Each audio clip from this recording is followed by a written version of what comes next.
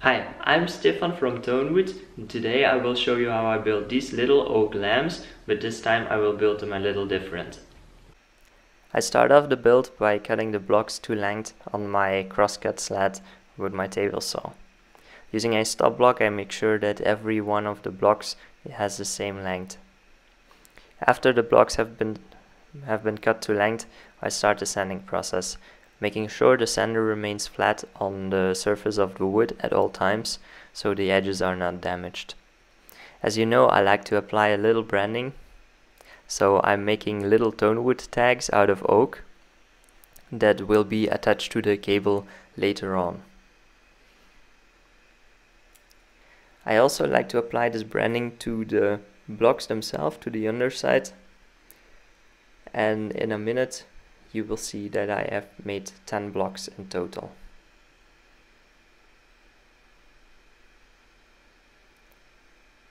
After this is done, I start drilling. I had ordered a drill press a few days prior. It was delayed, sadly, so I still had to drill the holes using my handheld drill. I've done this a lot in the past, so I've gotten pretty good at it. However, you still need to make sure that your Forstner bit isn't overheating.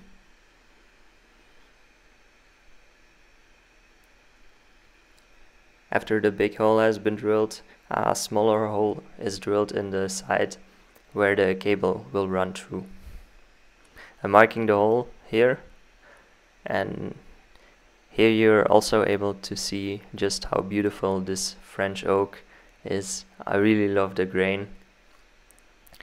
The wood itself, it comes from Dijon, and since I'm from Belgium, that's pretty close, and I really like to work with local wood.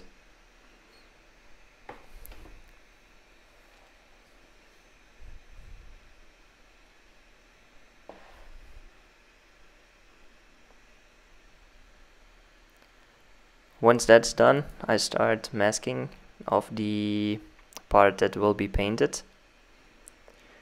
I went up and down with the masking tape, always staying 2 centimeters off the edge.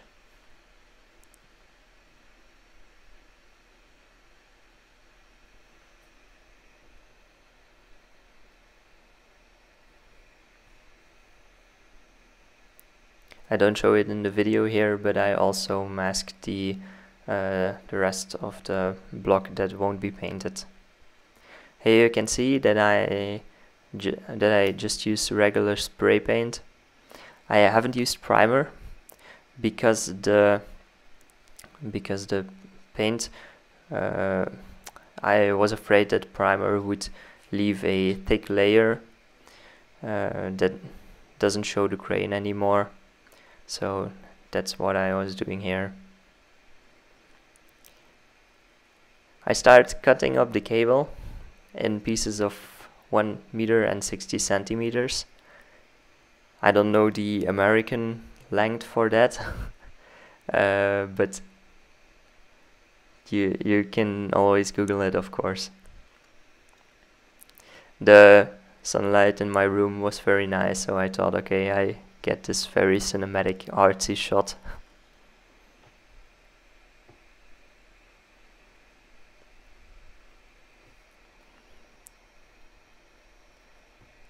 After the cable has been cut to length, I cut up the piece where the switch will go.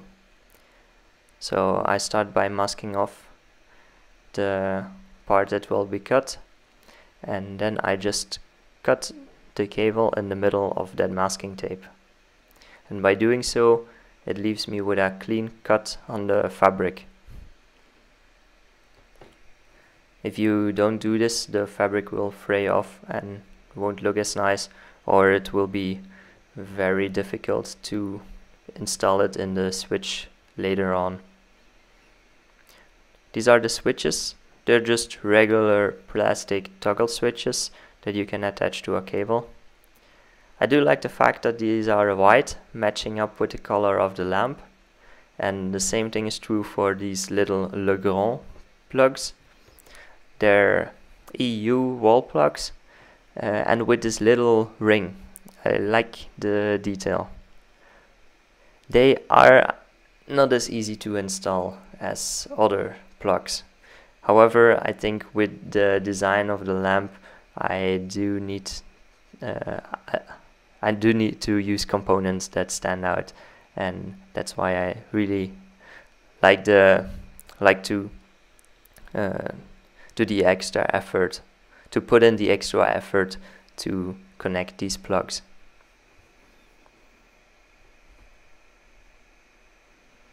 Here you will see just how long the process, or not how long, I sped up the footage, but how many steps there are to install one of these wall plugs.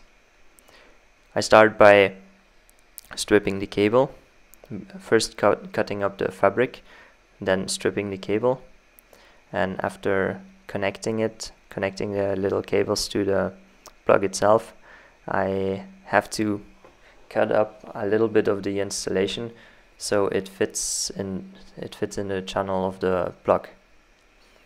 Using that heat shrink tubing, it ensures that none of the cable's fabric will fray loose later on.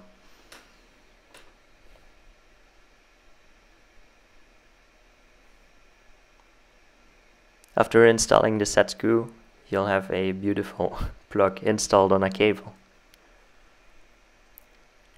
Of course, this is the most satisfying part of the build, peeling off the masking tape after painting.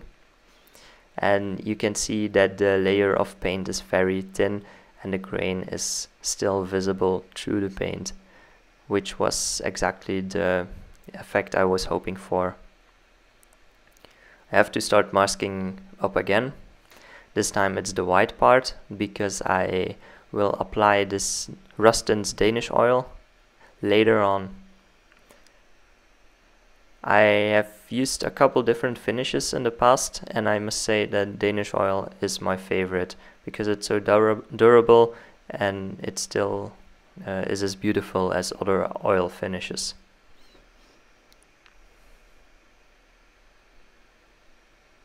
And of course it makes the grain pop and makes your lamp look very good.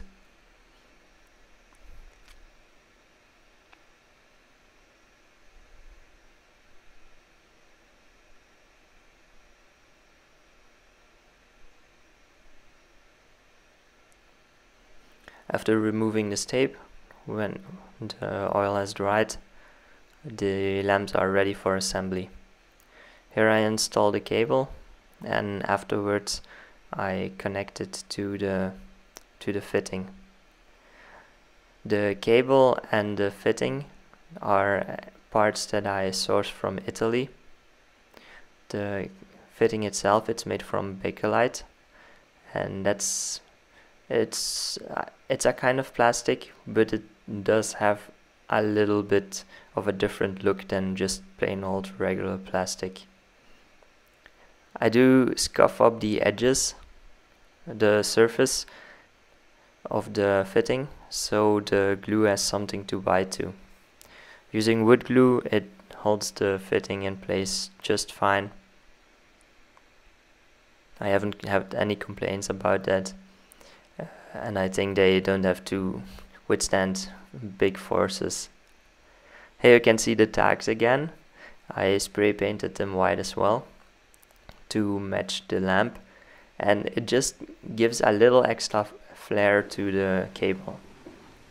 Of course, it's my favorite part when I'm able to finally plug in the first finished lamp, switch the toggle switch, and just see how beautiful it shines.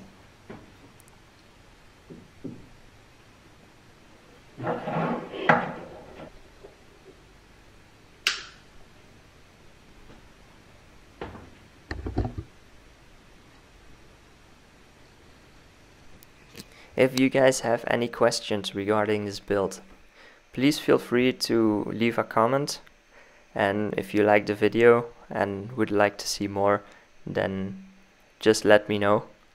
Make sure to drop a like and subscribe, of course. Okay, I'll see you in the next one.